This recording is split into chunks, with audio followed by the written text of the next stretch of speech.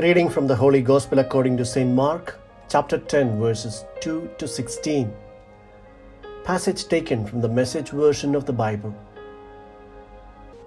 From there he went to the area of Judea across the Jordan. A crowd of people, as was so often the case, went along, and he, as he so often did, taught them. Pharisees came up, intending to give him a hard time. They asked, "Is it legal for a man to divorce his wife?" Jesus said, "What did Moses command?" They answered, "Moses gave permission to fill out a certificate of dismissal and divorce her." Jesus said, "Moses wrote this command only as a concession to your hard-hearted ways. In the original creation, God made male and female to be together. Because of this, a man leaves father and mother, and in marriage he becomes one flesh with a woman, no longer two individuals, but forming a new unity. Because God created this organic union of the two sexes, no one should desecrate his art by cutting them apart." When they were back home, the disciples brought it up again. Jesus gave it to them straight. "A man who divorces his wife so he can marry someone else commits adultery against her. And a woman who divorces her husband so she can marry someone else commits adultery." The people brought children to Jesus, hoping he might touch them. The disciples shooed them off. But Jesus was irate and let them know it. "Don't push these children away. Don't ever get between them and me. These children are at the very center of life in the kingdom. Mark this. Unless you accept God's kingdom in the simplicity of a child, you will never get in." Then, gathering the children up in his arms, he laid his hands of blessing on them. The Gospel of the Lord.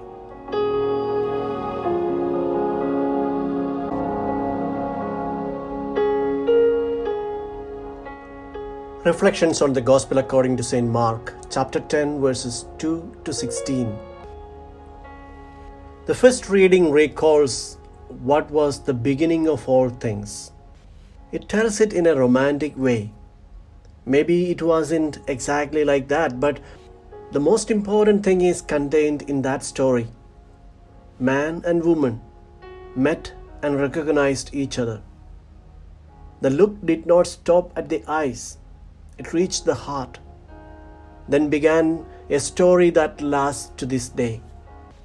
Both felt called to become one flesh, to live united in love. There are situations in which two spouses wonder if it is still worth insisting on trying to fix a relationship that began badly and is proving to be irreparably broken. They no longer love each other. There are incompatibilities of character. They are mean to each other, speak only to offend. What sense does it make to continue together?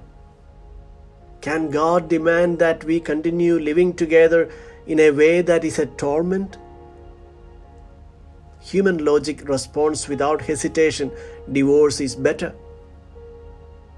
When so many couples separate after only a few years of marriage, they ask, "Isn't cohabitation preferable?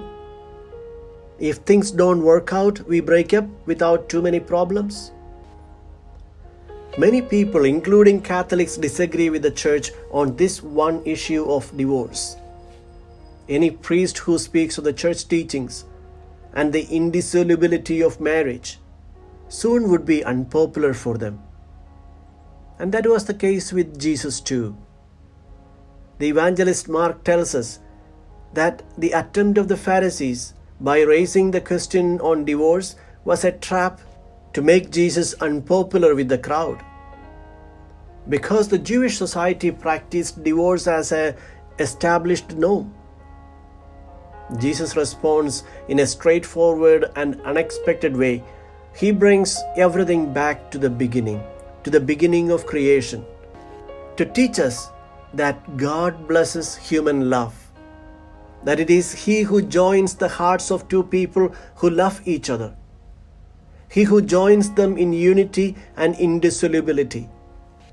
This shows us that the goal of the conjugal love is not simply to live together for life, but to love each other for life. In this way, Jesus re-establishes the order which was present from the beginning. It is true that there are difficulties in marriage. There are problems with children or with the couple themselves, arguments and fights. It is here we must understand well the meaning of becoming one flesh. In the sacrament, these two individuals have become one flesh, which means the joys, successes, achievements of one of them is also the joys and achievements of the other. In the same way, the illness, pains, sufferings, and failures of one is also the failure and pains of the other. Those in married life must always remember that your marriage is a silent homily for everyone else, a daily homily.